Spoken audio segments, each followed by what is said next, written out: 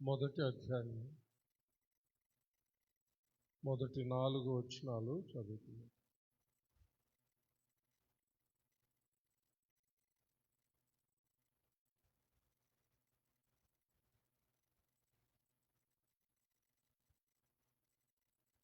నూట 98వ పేజీ, పాత నిబంధన గ్రంథంలో 198వ పేజీ. న్యాయాధిపతులు మొదటి అధ్యాయము మొదటి 4 వచనాలు చదువుతున్నాం. యెహోషువ మృతి నొందిన తరువాత ఇశ్రాయేలీయులు కనానీయులతో యుద్ధం చేయుటకు తమలో ఎవరు ముందుగా వారి మీదికి పోవలసినది యెహోవా తెలియజేయనట్లు ప్రార్థన చేయగా, యెహోవా ఆ దేశమును యూదా వంశస్థులకు ఇచ్చినాను, వారు పోవలెనని సెలవిచ్చెను. అప్పుడు యూదా వంశస్థులు తమ సహోదరులైన సిమ్యోని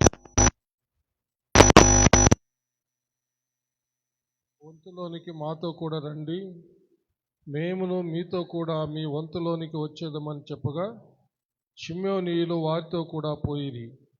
కనానీయుల మీదికి యూదా వంశస్థులు పోయినప్పుడు యెహోవా కనానీయులను పెరిజ్జీయులను వారికి అప్పగించెను గనుక వారు బెజకులో 10,000 మంది మనుషులను హతము చేసిరి. అలాగే 19వ వచనం మొదటి భాగం కూడా చదువుతున్నాం. యెహోవా యూదా వంశస్థులకు తోడయున్నందున వారు మన్య దేశమును స్వాధీనపరచుకొనిరి. దేవుడు తన పరిశుద్ధ వాక్యమును మన ఆత్మీయ మేళ నిమిత్తమై మన వెనుకల్లో దీవించునుగాక. ఆమేన్. దయచేసి అందరు కూర్చోండి.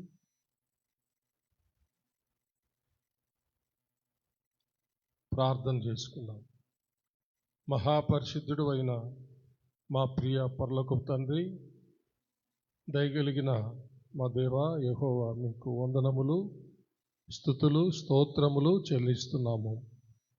మీ దీన దాసుడునైన నన్ను మీ సిలువ చాటున మరుగు చేసుకుని నాతోనూ మా అందరితోనూ మాట్లాడమని క్రీస్తు పేర వేడుకొంచున్నాము తండ్రి. ఆమేన్. హల్లెలూయా. ఐగుప్తు దాస్యములో నుంచి దేవుడు మోషే ద్వారా ఇశ్రాయేలీయులను వెలుపలికి తీసుకొచ్చాడు.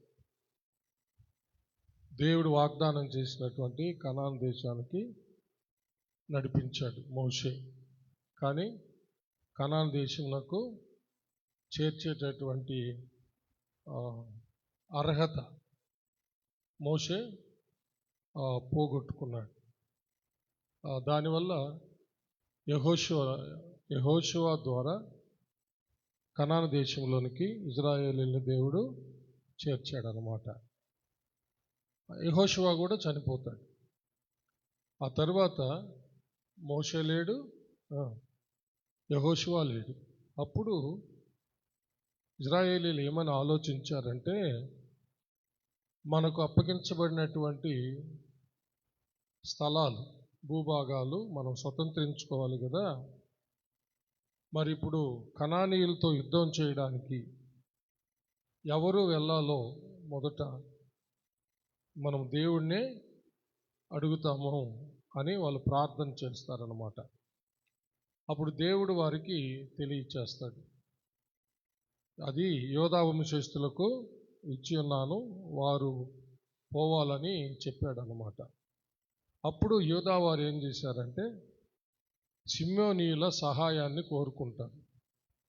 వాళ్ళ సహోదరులైన సిమ్యోనీయుల సహాయాన్ని కోరుకుంటారు.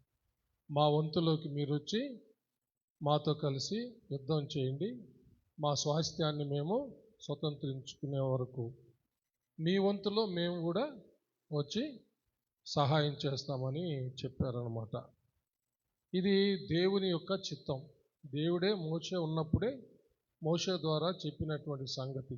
మీరు ఒకరికొకరు సహాయం చేసుకొని శత్రువులతో యుద్ధం చేసి మీ స్వాస్థ్యాలు మీరు స్వాధీనం చేసుకోవాలి అని దేవుడే చెప్పాడనమాట.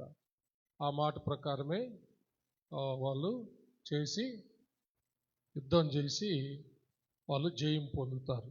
ఇదే పద్ధతిలో వాళ్ళందరూ వెళ్ళి కనాను దేశం అంతటిని, వాళ్ళ స్వాస్థ్యాలన్నిటినీ వాళ్ళు సొంతం చేసుకుంటారు అన్నమాట. హల్లెలూయా. కలిసి యుద్ధం చేసి, చెప్పండి, కలిసి యుద్ధం చేసి. అదేవిధంగా సమూయేలు 2వ గ్రంథం 10వ అధ్యాయం, సమూయేలు 2వ గ్రంథము 10వ అధ్యాయము 7వ వచనం నుంచి 14వ వచనం వరకు చదువుకున్నాం. దగ్గరున్న వాళ్ళు ఎవరైనా మైకు పెట్టుకొని నేను అందుకున్న దాకా చదువుతున్నాండి. సమూయేలు 2వ గ్రంథము 10వ అధ్యాయము 7వ వచనం నుండి 14వ వచనం వరకు. దావీదు ఈ సంగతి విని యోవాబును శూరుల దండంతటిని పంపెను. అమ్మోనీయులు బయలుదేరి గుమ్మమునకు ఎదురుగా యుద్ధ పంక్తులు తీర్చిరి. శోభా సిరియనులను, రెహాబు సిరియనులను, మైకావారును, టోబువారును విడిగా పొలములో నిలిచిరి. యోవాబు తనకు వెనుకను ముందును వారి యుద్ధ పంక్తులు తీర్చిండుట చూచి ఇజ్రాయేలీలలో బలాఢ్యులను ఏర్పరిచి పంక్తులు తీర్చి సిరియనులను ఎదుర్కొనబోయెను. అమ్మోనీయులను ఎదుర్కొనుటకై మిగిలిన వారిని తన సహోదరుడగు అబీషైకి అప్పగించి, సిరియనుల బలము నాకు మించిన ఎడల నీవు నన్ను ఆదుకొనవలెను, అమ్మోనీయుల బలము నీకు మించిన ఎడల నేను వచ్చి నిన్ను ఆదుకొందునని చెప్పి అమ్మోనీయులను ఎదుర్కొనుటకై తన వారిని వ్యూహపరిచెను. అప్పుడు ధైర్యం తెచ్చుకొమ్ము, మన జనులను మన దేవుని పట్టణములను తలంచుకొని ధైర్యం తెచ్చుకొందము. తన దృష్టికి ఏది అనుకూలమో యెహోవా దానిని చేయునుగాక అని అబీషైతో చెప్పి, యోవాబును అతనితో కూడా ఉన్నవారును సిరియనులతో యుద్ధము చేయ బయలుదేరగానే వారు అతని ఎదుట నిలవజాలక పారిపోయిరి. సిరియనులు పారిపోవుట అమ్మోనీయులు చూచి వారును అబీషై ఎదుట నిలవలేక పారిపోయి పట్టణంలో చొరబడగా యోవాబు అమ్మోనీయులను విడిచి యెరూషలేమునకు వచ్చెను. హల్లెలూయా. ఇక్కడ కూడా మోయాబీయులు దావీదు రాజు అయిన తర్వాత దావీదుని ఎలాగైనా సరే మనం ఓడించి దావీదు చేతిలో పడకుండా మనము జాగ్రత్త పడాలని వాళ్ళు యుద్ధం చేయడానికి వాళ్ళు సిద్ధపడతారు. అయితే అమ్మోనీయులు ఏమని ఆలోచిస్తారంటే, మనలను ఈజీగా జయించగలుగుతాడు దావీదు, కాబట్టి మనము సిరియనులను కూడా తీసుకెళ్తామని చెప్పి సిరియనులందరినీ వాళ్ళ ప్రాంతాల్లో, ఆయా ప్రాంతాల్లో ఉన్న వాళ్ళందరినీ పెద్ద సైన్య సమూహాన్ని తీసుకొని అమ్మోనీయులు, సిరియనులు పెద్ద పెద్ద గుంపులుగా వచ్చి నిలబడతారన్నమాట. ఈ సంగతి దావీదుకు తెలిసి యోవాబు సైన్యాధిపతితో ఇజ్రాయేలు యోధులందరినీ పంపిస్తాడు. ఇప్పుడు యోవాబు వచ్చి చూచేటప్పటికే 2 భాగాలుగా, ముందు వెనకల మోయాబీయులు ఒక పక్కన, సిరియన్లు మరొక పక్కన, ముందు వెనకల నిలబడి ఉన్నారన్నమాట. ఇప్పుడు యోవాబు ఏం ఆలోచన చేశాడంటే, తను సిరియనుల మీదకి యుద్ధానికి వెళ్ళేటట్టు తన తమ్ముడైన అబీషై అమ్మోనీయులతో యుద్ధానికి వెళ్ళేటట్టు ఆలోచన చెప్తాడనమాట. చెప్పి, నాకు బలం తక్కువైతే నీవు వచ్చి నాకు సహాయం చేయని తమ్ముడైన అబీషైతో చెప్తాడు. నీకు ఒకవేళ బలం తక్కువైతే నేను వచ్చి నిన్ను ఆదుకుంటానని చెప్తాడనమాట. ఆ విధంగా సైన్యాధిపతి యోవాబు అతని తమ్ముడైన అబీషై మాట్లాడుకొని సిరియనులతో యుద్ధం చేయడానికి యోవాబు వెళ్తాడు, అమ్మోనీయులతో యుద్ధం చేయడానికి అబీషై వెళ్తాడు అనమాట సైన్యాన్ని తీసుకొని. అయితే యోవాబు ఏం చెప్తాడంటే, దేవుడు తనకిష్టమైనది ఏమి చేస్తాడో చేయని, మనమైతే ధైర్యము మన దేవుని బట్టి, ఆయన ప్రజలను బట్టి, ఆయన కోరుకున్న పట్టణాన్ని బట్టి మనం ధైర్యం తెచ్చుకొని యుద్ధానికి పోతాం. దేవుడు ప్రజలు కదా, దేవుడు ఏర్పరచుకున్న ప్రజలు కదా, దేవుని పట్టణం కదా, దేవుడు తనకిష్టమైంది ఆయన జరిగిస్తాడు. మనమైతే అధైర్యపడకుండా మనము ధైర్యం తెచ్చుకొని పోదామని చెప్పి వాళ్ళు బయలుదేరుతారు. సిరియనులు మహా గుంపు, భయంకరమైన గుంపుతో ఉన్నారు. యోవాబు వెళ్ళాడు. యోవాబు యుద్ధం కలిపిన వెంటనే శత్రువులు పారిపోవడం మొదలుపెట్టారు. సిరియన్లు తట్టుకోలేక అంత శక్తివంతంగా యోవాబు యుద్ధం చేస్తాడనమాట. సిరియనులు పారిపోవడం చూసి అభిషై ఎదుట అమ్మోనీయులు కూడా పారిపోతారనమాట. అప్పుడు అమ్మోనీయులు వెళ్ళి వాళ్ళ యొక్క పట్టణంలో జొరబడిపోయిన తర్వాత వాళ్ళని చంపకుండా యోవాబు తిరిగి యెరూషలేముకి వచ్చేస్తారనమాట. ఇక్కడ కూడా ఏం కనబడుతుంది మనకు? వాళ్ళిద్దరూ అన్నదమ్ములు ఇద్దరు కలిసి మాట్లాడుకొని యుద్ధానికి వెళ్తున్నారు. హల్లెలూయా. ఒకరికి ఒకరు సహాయం చేసుకుందాము అని మాట్లాడుకొని వెళ్ళారన్నమాట. అది మనం చదివింది. న్యాయాధిపతుల గ్రంథంలో కూడా చూసింది అదే. యూదులు షిమ్మోనీయులు కలిసి యుద్ధానికి వెళ్ళి జయం పొందారు. ఇక్కడ సైన్యాధిపతి అయిన చెప్పండి యోవాబు, అతని తమ్ముడైన అభిషై దేవుని మీదే మనసు పెట్టుకొని వాళ్ళిద్దరూ కలిసి సహాయం చేసుకోవాలని మాట్లాడుకొని యుద్ధానికి వెళ్ళి ఘనమైన విజయాన్ని పొందుతారన్నమాట. హల్లెలూయా. ఇది యుద్ధములో వెళ్ళినటువంటి సంగతి. యుద్ధాలు చేసినప్పుడు వాళ్ళు ఒకరికొకరు సహాయం చేసుకొని వెళ్ళి జయం పొందిన సంగతి. దీన్ని మనసులో పెట్టుకోండి. మన అంశము దీంట్లో నుంచి ఇప్పుడు మనము మన అంశంలోకి వస్తున్నాం అన్నమాట. మన అంశం ఏమిటంటే, ఇప్పుడు వీళ్ళు యుద్ధ వీరులు. యుద్ధం చేసింది ఎవరు చెప్పండి? యుద్ధ వీరులు. ఇప్పుడు దీంట్లో నుంచి మన అంశంలోకి వస్తున్నాం. నేను ఏ అంశం సెలెక్ట్ చేసుకున్నానంటే ప్రార్థనా వీరులు. ఏంటి? ప్రార్థనా వీరులు. ఇప్పుడు మనము యుద్ధ వీరుల గురించి మాట్లాడుకున్నాం. ఒకరొకరు వాళ్ళు ఎట్లా సహాయం తీసుకొని వాళ్ళు యుద్ధం చేసి జయము పొందారు. అదేవిధంగా ప్రార్థన చేసేటప్పుడు కూడా ఒకరి సహాయం ఒకరము తీసుకొని ప్రార్థనలో పోరాడాలి. హల్లెలూయా. వాళ్ళు ఒకరి సహాయం ఒకరు తీసుకొని యుద్ధంలో ఎలాగో పోరాడి యుద్ధం చేసి జయం పొందారో, అదేవిధంగా మనము ప్రార్థనలో ఒకరొకరము కలిసి, లేకపోతే ఇద్దరి కంటే ఎక్కువ, ఇంకా ఎక్కువ ఒక సంఘముగా కలిసి మనము ప్రార్థనలో పోరాడినట్లయితే దేవుని యొద్ద నుండి ఘనమైన విజయము వస్తుంది. అందుకని నేను ఈ అంశానికి ప్రేయర్ వారియర్స్, ప్రార్థన వీరులు అని అంశం తీసుకున్నాను. కొన్ని ఎగ్జాంపుల్స్ మీ దృష్టికి తీసుకొస్తాను, జాగ్రత్తగా వినండి. నిర్గమకాండము 17వ అధ్యాయము 8వ వచనం నుండి 16వ వచనం వరకు చదువుకుందాం. నిర్గమకాండము 17వ అధ్యాయము 8వ వచనం నుండి 16వ వచనం వరకు. తరువాత అమాలేకీలు వచ్చి రెఫీదీములో ఇశ్రాయేలీయులతో యుద్ధము చేయగా, మోషే యెహోషువతో, మన కొరకు మనుష్యులను ఏర్పరిచి వారిని తీసుకొని బయలు వెళ్ళి అమాలేకీయులతో యుద్ధము చేయము. రేపు నేను దేవుని కర్రను చేత పట్టుకొని ఆ కొండ శిఖరము మీద నిలిచెదను అనెను. యెహోషువ మోషే తనతో చెప్పినట్లు చేసి అమాలేకీయులతో యుద్ధమాడెను. మోషే, అహరోను, హూరు అనువారు ఆ కొండ శిఖరమెక్కిరి. మోషే తన చెయ్యి పైకెత్తినప్పుడు ఇశ్రాయేలీయులు గెలిచిరి.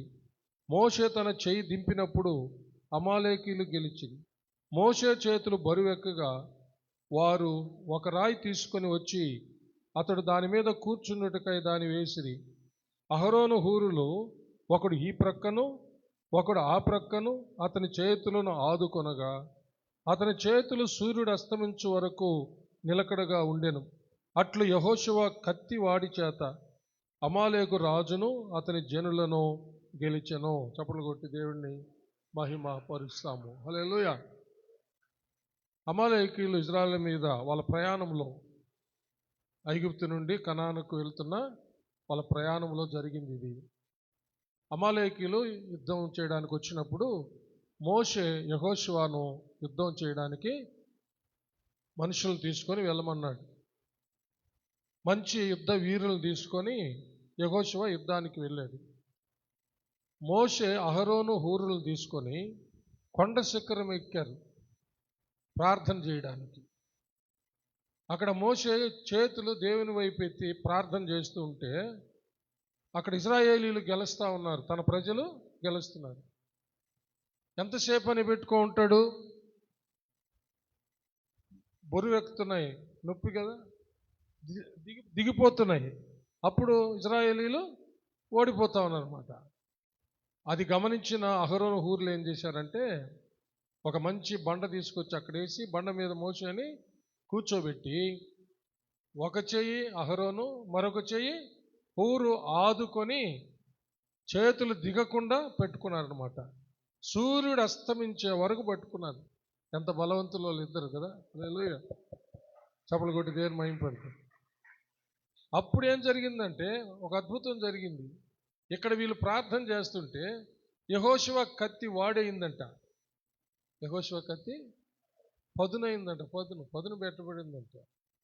లోకానికి ఇట్లాంటి విషయాలు చెప్తే మనలను వెర్రోళ్ళు అనుకుంటారు.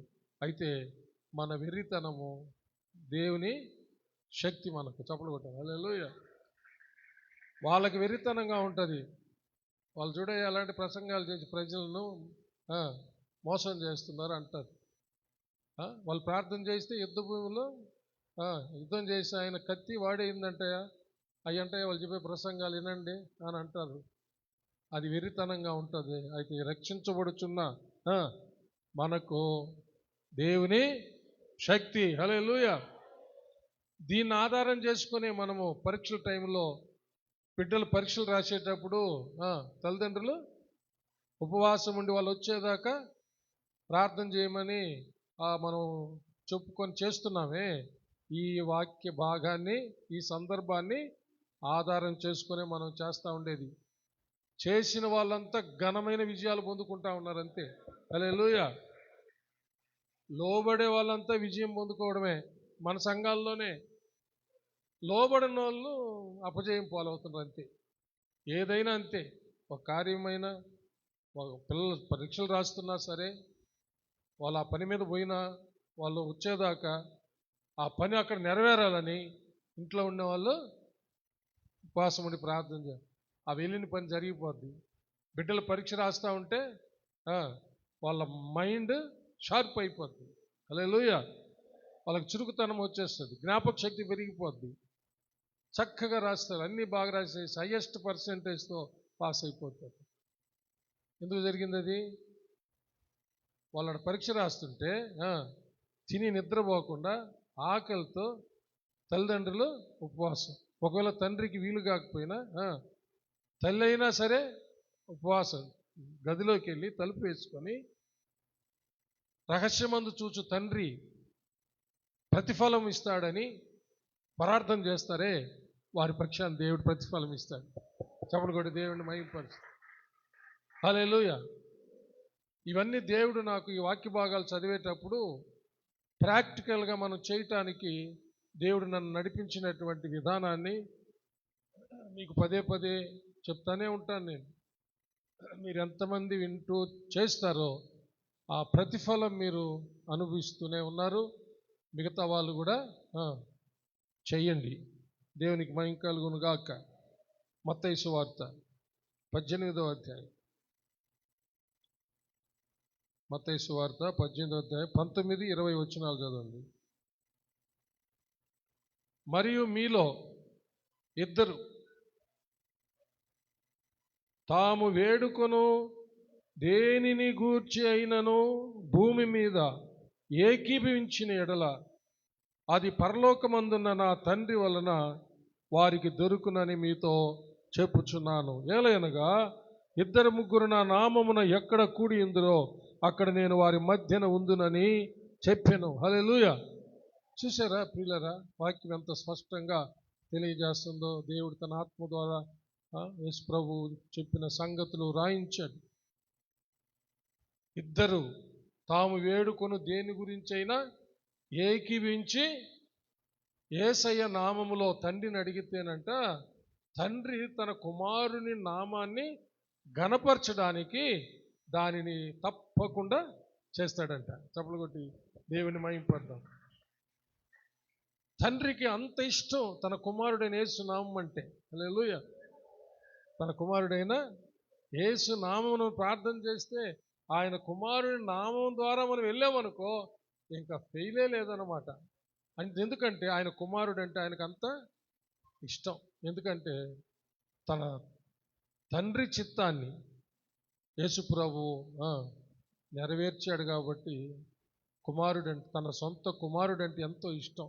మనం కూడా ఆయన చిత్తాన్ని నెరవేర్చామనుకో మనమంటే కూడా చాలా ఇష్టపడతాడు దేవుడు. హల్లెలూయా. కాబట్టి ఇద్దరు ఏకీవించి పోరాడాలి ప్రార్థనలో. హల్లెలూయా. ఇద్దరు కలిసి ప్రార్థన చేయాలి. ఇద్దరి కంటే ఎక్కువ కూడి ప్రార్థన చేయాలి. యేసయ్య నామములో వేడుకోవాలి. తప్పకుండా దేవుడు అది అనుగ్రహిస్తాడు.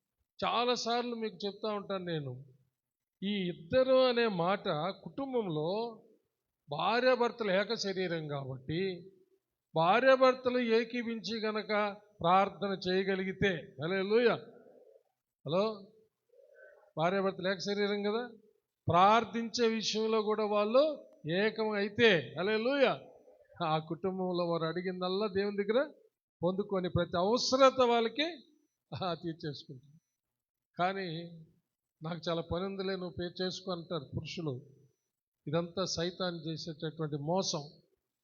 ఆ మోసాన్ని ఎదిరించి వాడిని గద్దించి పురుషులు తమ భార్యలతో ఏకీవించి, భార్యలు పురుషులతో ఏకీవించి, భార్యాభర్తలు ఇద్దరు ఏకీవించి కనుక ప్రార్థన చేస్తే నిజంగా ఆ ఇంట్లో పొందుకోనిదంటూ ఏది ఉండదు, పొందుకోలేనిదంటూ ఏది ఉండదు.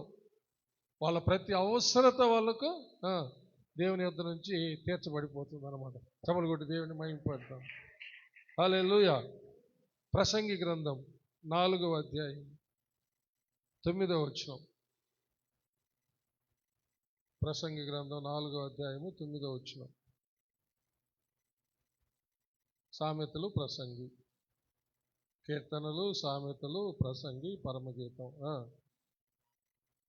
ఇద్దరు కష్టము చేత ఉభయులకు మంచి ఫలము కలుగును కనుక ఒంటిగాడ ఇండుట కంటే ఇద్దరు కూడి ఇండుట మేలు. హల్లెలూయా. ఇద్దరి కష్టము చేత ఉభయులకు మంచి ఫలం కలుగుతుందంట. హల్లెలూయా. ఇద్దరు ప్రార్థనలో కష్టపడితే, హల్లెలూయా, ఇద్దరు ప్రార్థనలో పోరాడితే వారిద్దరికి ఉభయులకే మేలు కలుగుతుంది. హలో, మీకు అర్థమవుతుందా? ఇద్దరు లేక ముగ్గురు లేక సంఘంగా కలిసి ప్రార్థన చేస్తే మేలు కలుగుతుందంట. ఆమేన్. హల్లెలూయా. మన ప్రభు అయిన యేసయ్య కూడా గెత్సెమనే వనంలో ప్రార్థన చేసేటప్పుడు తనతో మేలుకొని ఉండి తనను బలపరచడానికి శిష్యులను తీసుకెళ్ళాడు కదా. హల్లెలూయా. మత్తయి సువార్త 26వ అధ్యాయంలోకి రండి. మత్తయి సువార్త 26వ అధ్యాయం 36వ వచనం నుంచి చదువుతాం.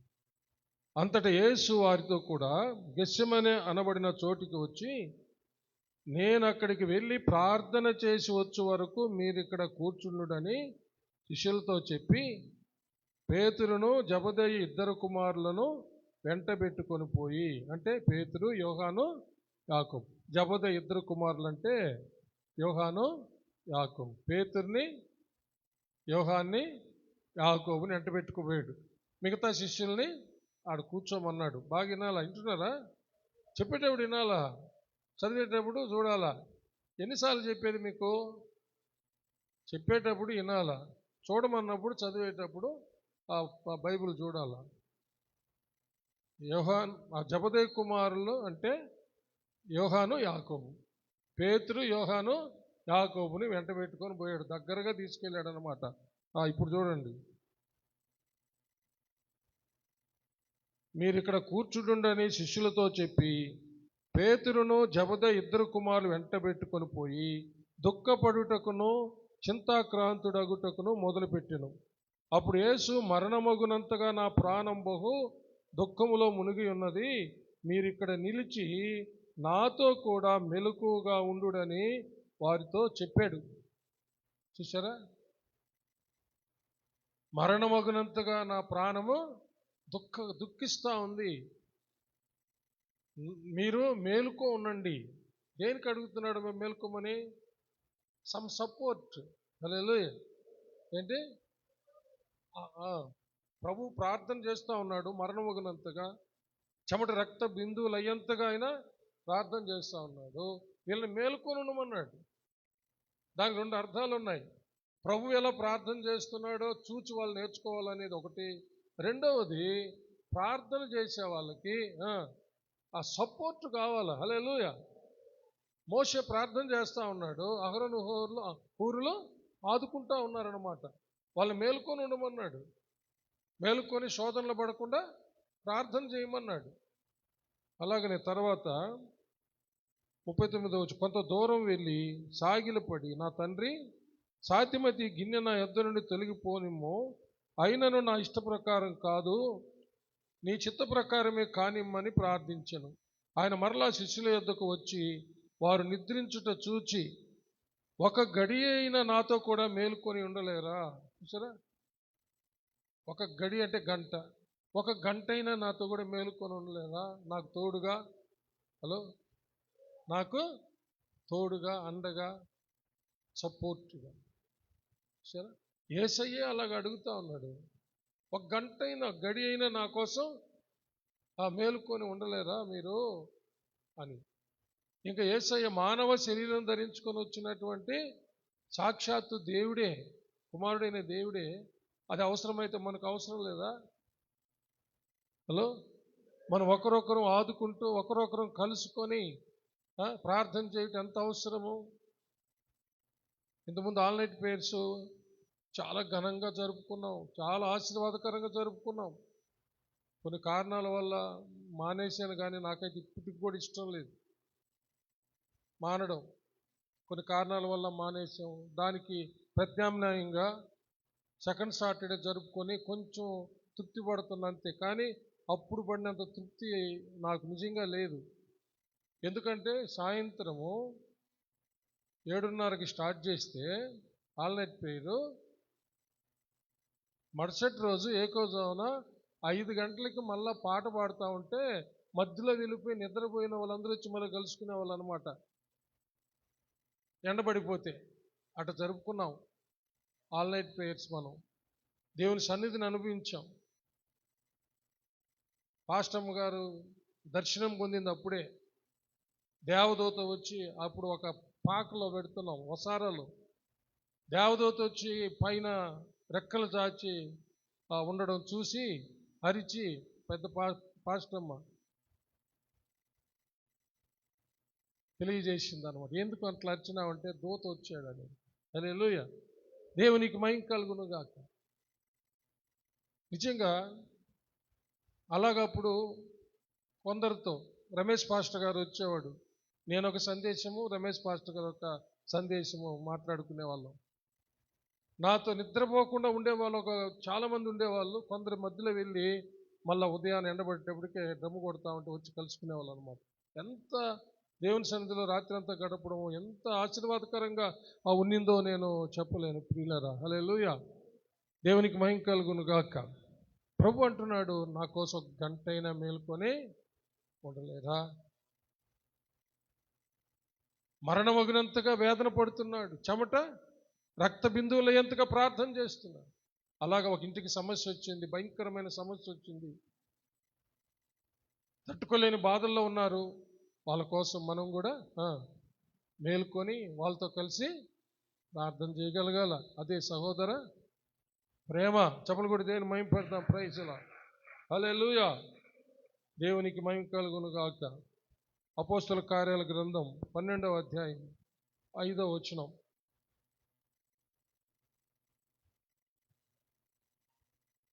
పేతురు చెరసాలలో ఉంచబడెను. సంఘం అయితే అతని కొరకు అత్యాసక్తితో దేవునికి ప్రార్థన చేయుచుండెను. చాలు. పేతురు చెరసాల్లో వేసేశారు. అతన్ని కూడా శిరచ్ఛేదనం చేయబోతున్నారు, మెడ నరికేయబోతున్నారు. అంతకుముందు యాకోబుని నరికేశారు. ఇంకా పస్కా పండుగ వచ్చిందని అటు ఆపారనమాట. ఈ లోపల ఏం జరిగిందంటే సంఘం అత్యాసక్తితో ప్రార్థన చేస్తారు. సంఘం అంటే ఇంతమందిగా, ఒకరిద్దరు ముగ్గురు చేసేది, సంఘంగా కూడి అనేక మందిగా కూడి చేసేది. సంఘము అత్యాసక్తితో చేస్తూ ఉందంట. దేవుడు ఆశ్చర్యరీతిగా తన దూతను పంపించి కళ నిజమా అన్నట్టుగా పేతుని బయటికి తీసుకొచ్చేసాడు. చెప్పులు కొట్టాలా? కలగంటున్నాను అనుకున్నాడు. ఎవరు? పేతురు. ఎందుకంటే ఆయనకి దర్శనాలు కళలు బాగా వస్తాయి. అది కూడా కళ అనుకున్నాడు. ఎందుకంటే 4 గేట్లు దాటుకురావాలి, 4 కావలులు దాటుకురావాలి చర్చాల్లో నుంచి ఆయన. అవి దాటుకొని మళ్ళా ఆ పట్టణపు గవిని దాటుకొని రావాలి బయటికి రావాలంటే. అంతటి భయంకరమైనటువంటి పరిస్థితి. దేవుడు తన దూతను పంపించి ఆయన వెలుపలికి తీసుకొచ్చాడు. దేనికి? సంఘము. హల్లెలూయా. ఒకరికంటే ఇద్దరికంటే ఎక్కువగా అనేకులు కూడి ప్రార్థన చేసేది సంఘము. హల్లెలూయా. ఇప్పుడు మనల్ని ఏమంటారు? మనం సంఘముగా కూడి ప్రార్థన చేస్తున్నాం. చప్పలు కొట్టి దేని మహింపడు. ఇలాగ నిజంగా మనం సంఘంగా కూడి ప్రార్థన చేస్తే తప్పకుండా దేవుడు పరలోకములో మన మనవులు ఆలకించి, హల్లెలూయా, పరలోకం నుంచి తన దూతలను పంపించి ఆయన విడుదల కలుగచేస్తాడు. ఆ కార్యాలు జరిగిస్తాయి. చాలామంది రారు సంఘములో. ఉపవాసం ఉండి అందరం కలిసి ప్రార్థన చేస్తామంటే రారు. కొందరు మాత్రమే ప్రతిష్ఠించుకున్న వాళ్ళు తప్పకుండా వస్తున్నారు. అందరినీ ప్రతిష్ఠ చేసుకోమని మనం చెప్తూ ఉన్నాం. నా మటుకు నేను రిక్వెస్ట్ కూడా చేస్తున్నా, బతిమాలుతున్నా. ఎందుకంటే ఇది అవసరం. పరలోకము నుంచి దేవుడు దూతను పంపించాల. మన ప్రార్థనలో ఆయన సింహాసనాన్ని తాకాల. ఆయన చెవుల్లోకి పోవాలి మన ప్రార్థన. సంఘం అత్యాసక్తితో చేస్తూ ఉంటే ఆ ప్రార్థన ప్రభు యొక్క చెవులోకి వెళ్ళిపోయింది. ఆయన దూతను పంపించాడు. హల్లెలూయా. చప్పలు కొట్టి దేవుని మహిమపడతాం. అపోస్తలుల కార్యాల గ్రంథం 16వ అధ్యాయము 22 నుంచి 34 వరకు చదువుకున్నాం. అప్పుడు జనసమూహము వారి మీదికి దొమ్మిగా వచ్చెను. న్యాయాధిపతులను వారి వస్త్రములు లాగివేసి వారిని బెత్తములతో కొట్టవలెనని ఆజ్ఞాపించిరి. వారు చాలా దెబ్బలు కొట్టి వారిని చెరసాలలో వేసి భద్రముగా కనిపెట్టవలెనని చెరసాల నాయకునికి ఆజ్ఞాపించిరి. అతడు అట్టి ఆజ్ఞ పొంది వారిని లోపలి చెరసాలలోనికి త్రోసి వారి కాళ్లకు బొండ వేసి బిగించెను. అయితే మధ్యరాత్రి వేళ పౌలును శీలయు దేవునికి ప్రార్థించుచు కీర్తనలు పాడుచుండిరి. ఖైదీలు వినుచుండిరి. అప్పుడు అకస్మాత్తుగా మహాభూకంపము కలిగెను. చెరసాల పునాదులు అదిరెను. వెంటనే తలుపులన్నీ తెరుచుకొనెను. అందరి బంధకములు ఊడెను. అంతలో చెరసాల నాయకుడు మేలుకొని చెరసాల తలుపులన్నీ తెరిచియుండుట చూచి ఖైదీలు పారిపోయిరనుకొని కత్తి దూసి తను తాను చంపుకొనబోయెను. అప్పుడు పౌలు, నీవు ఏ హానియు చేసుకొనవద్దు, మేమందరము ఇక్కడనే ఉన్నామని బిగ్గరగా చెప్పెను. అతడు దీపం తెమ్మని చెప్పి లోపలికి వచ్చి వణుకుచు పౌలుకును శీలకును సాగిలపడి వారిని వెలుపలికి తీసుకొని వచ్చి, అయ్యలారా, రక్షణ పొందుటకు నేనేమి చేయవలెను అనెను. అందుకు వారు, ప్రభువైన యేసునందు విశ్వాసముంచుము, అప్పుడు నీవును నీ ఇంటి వారును రక్షణ పొందుదురని చెప్పి అతనికి అతని ఇంటి వారున్న అతని ఇంటనున్న వారికందరికీ దేవుని వాక్యం బోధించిరి. రాత్రి ఆ గడియలోనే అతడు వారిని తీసుకొని వచ్చి వారి గాయములు కడిగెను. వెంటనే అతడును అతని ఇంటి వారందరూ బాప్తిస్మం పొందిరి. చప్పలు కొట్టి దేవుని మహిమపడతాం. హల్లెలూయా. అందరూ చెప్పాలి గట్టిగా. పౌలు శీలలను బంధించారు, బట్టలు ఊడబెరికారు, వీపంతా ఒళ్ళంతా కొట్టారు, 39 కొరడ దెబ్బలు కొట్టారు, రక్తం కారిపోతూ ఉంది, కఠిన కారాగారంలో వేశారు. అంటే గాలి ఆడదు, వెలుతురుండదు, బండకేసి బిగించారు. అలాంటి సమయంలో వారిద్దరూ, హల్లెలూయా, మనం ఏం నేర్చుకుంటున్నాము? ఇద్దరు కలిసి, లేక ఇద్దరు కంటే ఎక్కువ కలిసి, లేక మరి ఎక్కువ మంది సంఘముగా కలిసి ప్రార్థన చేస్తే, స్తుతిస్తే దేవుని కార్యాలు ఎలా జరుగుతాయో మనం తెలుసుకుంటా ఉన్నాం. హలో, మన అంశం అదే, ప్రార్థన వీరులు కలిసి ప్రార్థన చేస్తే దేవుని సన్నిధి నుంచి గొప్ప కార్యాలు, విజయాలు వస్తాయి. ఆమేన్, హల్లెలూయా. అర్ధరాత్రి వేళ మేలుకున్నారండి వీళ్ళిద్దరూ. హల్లెలూయా. లేచి అర్ధరాత్రి వేళ లేచి అంటే మేల్కొని వాళ్ళు ప్రార్థనలు చేయొచ్చు, పాటలు పాడుతున్నారంట. హల్లెలూయా. ప్రార్థన చేస్తున్నారు, పాటలు పాడుతున్నారు, ప్రార్థన చేస్తున్నారు, పాడు. మనం చేసేది కూడా అదే. హల్లెలూయా. సెకండ్ సాటర్డే ఏం చేస్తున్నాము? స్తుతిస్తున్నాము, ప్రార్థన చేస్తున్నాము, పాటలు పాడుతూ ఉన్నాం. ఇవన్నీ వాక్యానుసారంగా మనం చేసేటటువంటివి. కల్పనా కథలు చెప్పుకొని కాలక్షేపం చేస్తే ఒక్క కార్యం కూడా జరగదు. అందుకని తిమోతికి గట్టిగా హెచ్చరిక చేశాడు, వాక్యము ప్రకటించు, సమయమందు అసమయమందు ప్రయాసపడు, ఖండించు, హెచ్చరించు, బుద్ధి చెప్పు. ఎందుకంటే ఈ కడవరి కాలంలో కల్పనా కథల వైపు తిరిగే కాలం వచ్చేసి, అవి కాదు ఇప్పుడు అనేక మంది కల్పనా కథలు చెప్పి కాలక్షేపం కోసం నవ్వించి అనేక ఆకర్షణలు పెడితే వాళ్లకు గుంపులు గుంపులుగా పోతుంటే అబ్బా ఎంత పెద్ద సంఘము, ఎంత పెద్ద జనాంగము అనుకుంటున్నారు. అనేక ఆకర్షణలకు గురై పౌలు గారు చెప్పారు, వాక్యమును ప్రకటించుము. హల్లెలూయా. సమయమందు అసమయందు ప్రయాసపడు, గద్దించుము, ఖండించుము, బుద్ధి చెప్పు. ఈ రోజుల్లో గద్దిస్తే, ఖండిస్తే, బుద్ధి చెప్తే ఉండడంలే, వాళ్ళకి నచ్చడంలే. కానీ గద్దింపు అవసరం, బుద్ధి చెప్పబడడం అవసరం. కల్పనా కథలు కాదు కావాల్సింది, కథా కాలక్షేపం కాదు ఇది.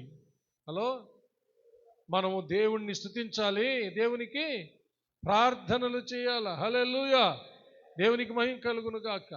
వాక్యాన్ని ఉన్నది ఉన్నట్టుగా బోధించుకోవాలి. హల్లెలూయా. అప్పుడే దేవుని కార్యాలు జరుగుతాయన్నమాట. పెద్ద భూకంపం వచ్చేసింది, చెరసాల తలుపులు తెరుచుకున్నాయి, బేడీలన్నీ ఊడిపోయినాయి, బంధకాల నుంచి విడుదల వచ్చేసింది, ప్రతి ఒక్కరికి వచ్చేసింది. అంటే వీళ్ళిద్దరిని బట్టి మిగతా వాళ్ళకు కూడా విడుదల వచ్చింది. నిజంగా యథార్థంగా, రోషంగా, పరిశుద్ధంగా దేవుని కోసము ఇద్దరు ఏకీవించి ప్రార్థించినా, స్తుతించినా, హల్లెలూయా, వారికి విడుదలగా, వారికి మాత్రమే విడుదల కాదు, వారితో ఉన్న వాళ్ళందరికీ, వారి చుట్టుపక్కల ఉన్న వాళ్ళందరికీ విడుదల వస్తుంది. ఇదంతా మనం అనుభవించున్నాము. మరల పరిశుద్ధాత్ముడు జ్ఞాపకం చేస్తున్నాడు. అందుకనే ప్రార్థించడం మానకూడదు, స్తుతించుట మానకూడదు. చప్పుడు కూడా దేని మహింపడదు. ఇక్కడ ఆశ్చర్యం ఏంటంటే, చెరసాల తలుపులు తెరుచుకోవడం కంటే, బేడీలు బంధకాలు ఊడిపోవడం కంటే, ఆ ఖైదీలు ఉన్నారే వాళ్ళ హృదయాలు తెరుచుకున్నాయి. మామూలుగా ఖైదీలు తలుపులు తెరుచుకొని బేడీలు ఊడిపోతే ఏం చేస్తారు? పారిపోతారు కదా. ఒక్కడు కూడా పారిపోలే. అంటే వాళ్ళ హృదయాలు తెరవబడ్డాయి. అంత మాత్రం కాదు, జైలు అధికారి హృదయం తెరవబడింది. చెమలు కొట్టింది అని మైపుదాం. Praise God. జైలు అధికారి ఇంటనున్న వాళ్ళ హృదయాలు తెరవబడ్డాయి. రాత్రికి రాత్రే జైలు అధికారి వారి ఇంట్లో ఉన్న వాళ్ళందరూ బాప్తిసం పొంది రక్షించబడే భాగ్యం కలిగింది అక్కడ. హల్లెలూయా. చప్పలు కొట్టి దేనిమైంది. సరే, కలిసి ప్రార్థిస్తే, కలిసి స్తుతిస్తే, కలిసి పరిచర్య చేస్తే, హల్లెలూయా, కీర్తన గ్రంథం 133వ కీర్తనలో ఉండేది అదే కదా. మొదటి నుంచి సహోదరులు ఐక్యత కలిగి నివసించుట ఎంత మేలు, ఎంత మనోహరము. అది తల మీద పోయబడి అహరోను గడ్డం మీదుగా కారి అంగీల అంచుల మట్టుకు దిగజారిన పరిమళ తైలం వలె ఉంటుందంట. హెర్మోను మంచు వలె ఉంటుందంట. అక్కడ ఆశీర్వాదమును శాశ్వత జీవమును ఉండవలనని దేవుడు సెలవిస్తాడంట. హల్లెలూయా. చప్పట్లు కొట్టి దేవుని మహిమపడదాం. Praise the lord. హల్లెలూయా. దేవుడు సెలవిస్తే జరుగుతుందో జరగదు. దేవుడు వాక్కును పంపే ఈ సమస్తాన్ని సృష్టించాడు. ఆనాడు యాకోబుకు వాక్కును పంపే స్వస్థపరిచాడు. ఈరోజు కూడా మహాజ్ఞాని సొలొమోను రాజు రాసింది ఏంటంటే, మన సర్వ శరీరానికి ఆరోగ్యము వాక్కు ద్వారానే, అనగా వాక్కు అయ్యున్న క్రీస్తు ద్వారానే, ఆయన పొందిన దెబ్బల ద్వారానే, ఆయన పొందిన గాయముల ద్వారానే. చప్పట్లు కొట్టి దేవుని మహిమ పెడతాం. హల్లెలూయా.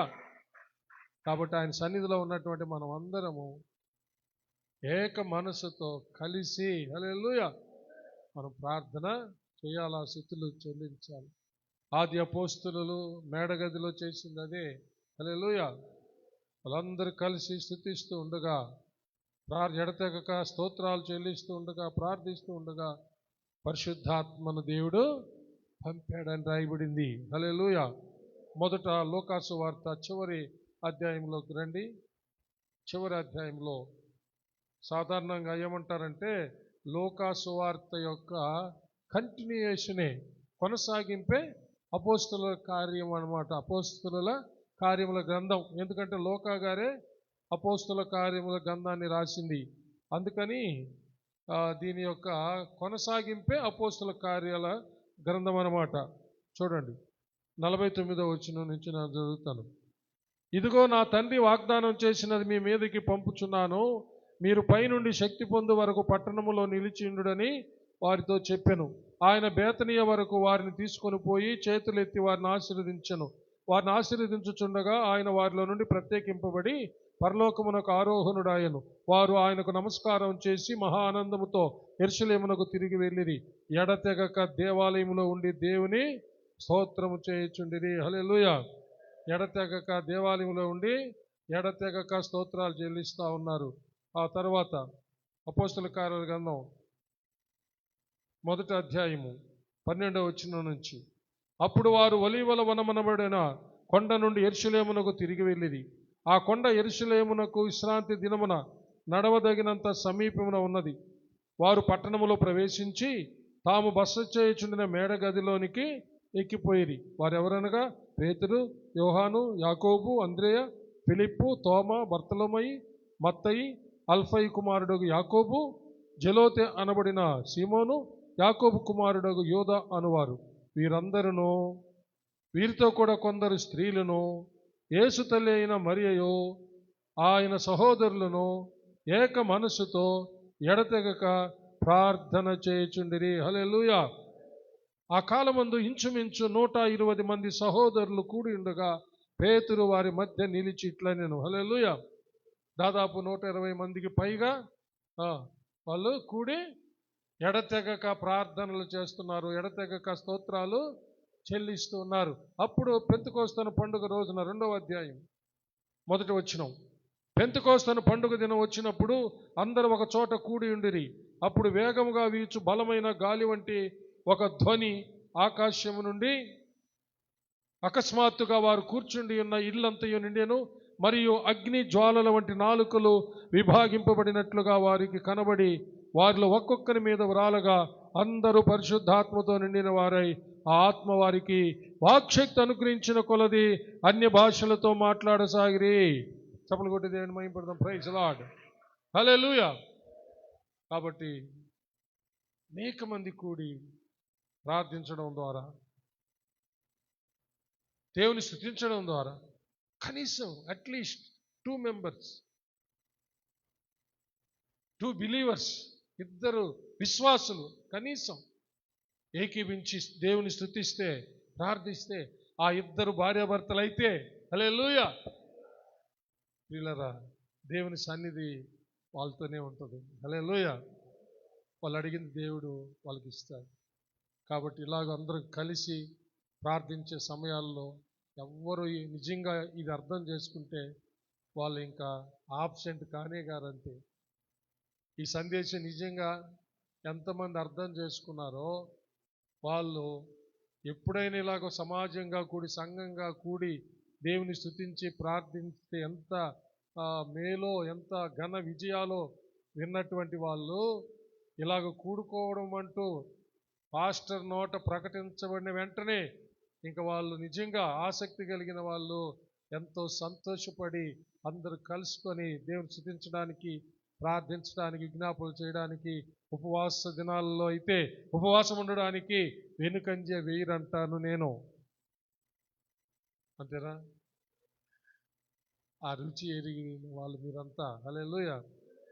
ఇంకా ఎవరైనా అలాంటిది ఎరగకపోతే ఇకనైనా విరిగి అందరూ కలిసి స్తుతించి, ప్రార్థించి, విజ్ఞాపనలు చేసి, ఉపవాసం ఉండి, మరీ కఠినమైనటువంటి పరిస్థితులు అయితే తీవ్రంగా దేవుని సన్నిధిలో ఉపవాసం ఉండి కన్నీరు విడుస్తూ పోరాడి, ప్రార్థనలో పోరాడి మనము ప్రార్థించినట్లయితే దేవుడు తప్పకుండా మనకు విజయాన్ని, ఘనమైన విజయాన్ని ఇస్తాడు.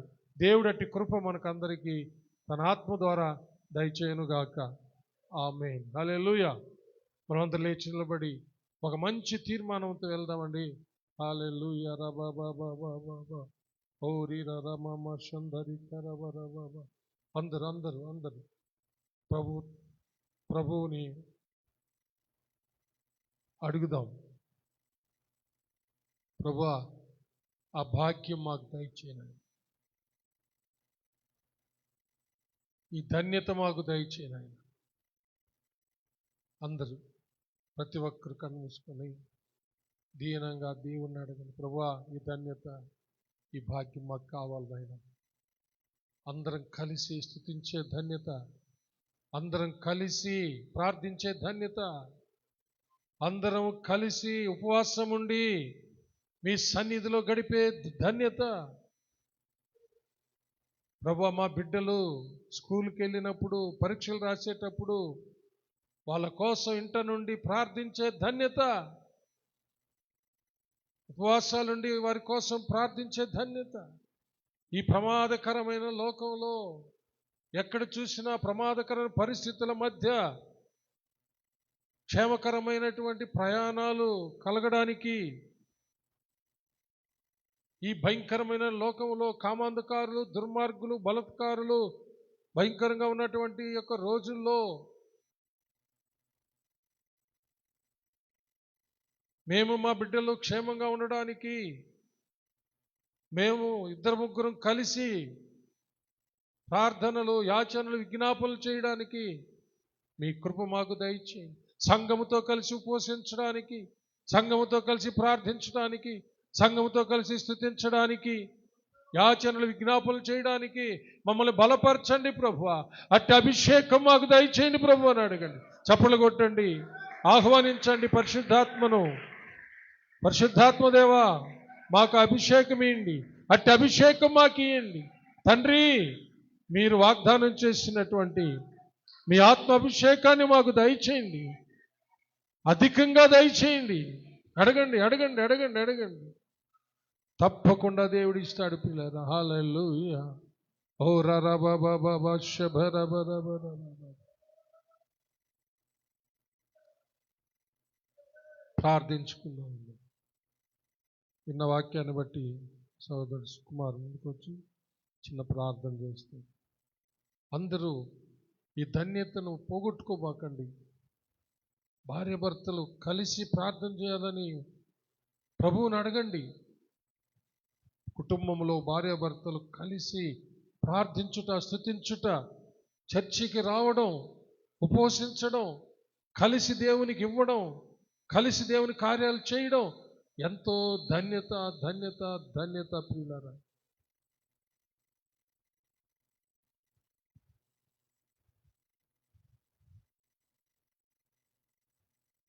ప్రార్థన చేసుకుందాం. మహాపరిశుద్ధుడు అయిన మా ప్రియ పరలోకపు తండ్రి, కరుణ కటాక్షం కలిగిన మా దేవ యేసయ్య, మీకు వందనాలు, స్తుతులు, స్తోత్రములు చెల్లిస్తున్నాం. ప్రభా, ఈ రాత్రినైనా ప్రభా మీ దాసుని మీరు మరుగుపరిచి కూడి వచ్చిన మా అందరితోనైనా మీరు మాట్లాడినందుకై మీకు స్తోత్రములు చెల్లిస్తున్నాము దేవా. మీకు స్తోత్రం. మా జీవితాల్లో నైనా మేము జయం పొందాలి అని అంటే ప్రభా, మీరు మాకు తెలియచేసినటువంటి గొప్ప నైనా ప్రభా నాయన మార్గమును బట్టి మీకు స్తోత్రాలు చెల్లిస్తున్నాం ప్రభా. మీకు వందనాలు నాయన ప్రభా. ఆయన దినాలలో ప్రభా నాయన యోధా నాయన వారితో కలిసి, షిమ్యోను నాయన వారితో కలిసి నాయన వారి యుద్ధానికి పోయినప్పుడు మీ చిత్త ప్రకారం అయిండగా నాయన వారి పక్షాన గొప్ప నాయన జయము ఇచ్చిన దేవుడు, మీకు స్తోత్రాలు చెల్లిస్తున్నాం ప్రభా. మీకు వందనాలు నాయన. యోవాబుతో కలిసి అభిషేక్ నాయన కలిసి వెళ్ళినప్పుడు నాయన వారి యొక్క శత్రువుల మీద గొప్ప జయం అనుగ్రహించి నాయన వారిని ప్రభా నాయన యోధులుగా మీరు చేసిన దేవుడు, మీకు స్తోత్రాలు చెల్లిస్తున్నాం. అయితే నాయన ప్రభా, ఇప్పుడు నాయన ప్రభా మా జీవితాల్లో మేము జయం పొందాలని అంటే ప్రభా, మేము నాయన ప్రభా ప్రార్థన యోధులుగా మేము ఉండాలని ప్రభా మీరు మాకు స్పష్టంగా తెలియచేసినందుకే స్తోత్రాలు చెల్లిస్తున్నాం దేవా. మీకు వందనాలు ప్రభా.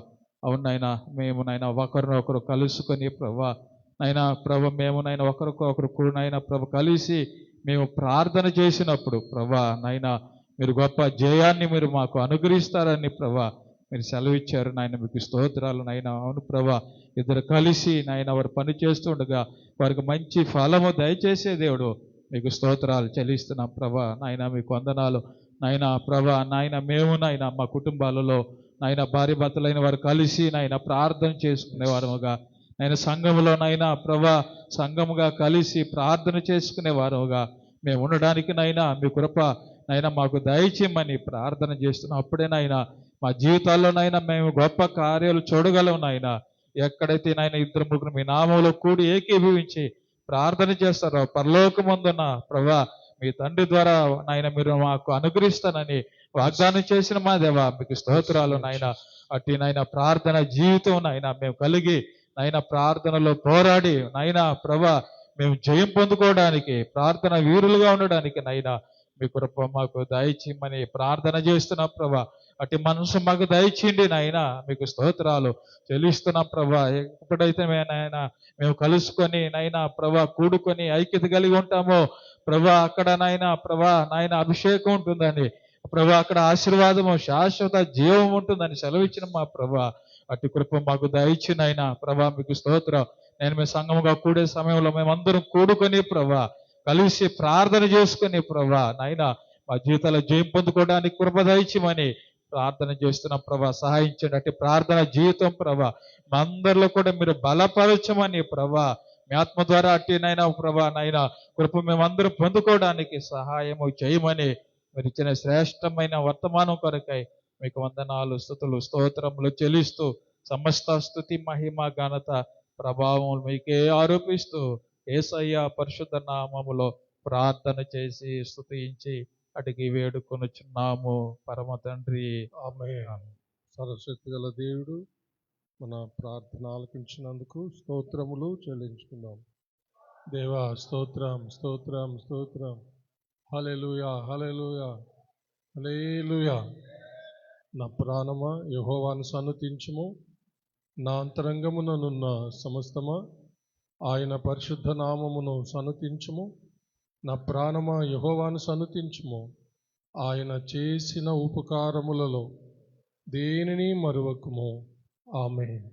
మన పరమ తండ్రి అయిన దేవుని ప్రేమ, కుమారుడైన యేసుక్రీస్తు ప్రభుల వారి యొక్క కృప, పరిశుద్ధాత్మ దేవుని అన్యోన్య సహవాసము, సన్నిధి, కాపుదల, భద్రత, నడిపింపు ఇప్పుడు ఎల్లప్పుడూ సదాకాలము మీకందరకు, మీ కుటుంబాలకు, మీరు కలిగి ఉన్న సమస్తానికి తోడై దీవించి ఆశీర్వదించి కాచి కాపాడునుగాక. ఆమేన్, ఆమేన్, ఆమేన్. May God bless you all. యేసయ్య నామములో అందరికీ వందనాలు. ఒకరొకరు సమాధానం తెలుపుకొని వెళ్ళి క్రీస్తు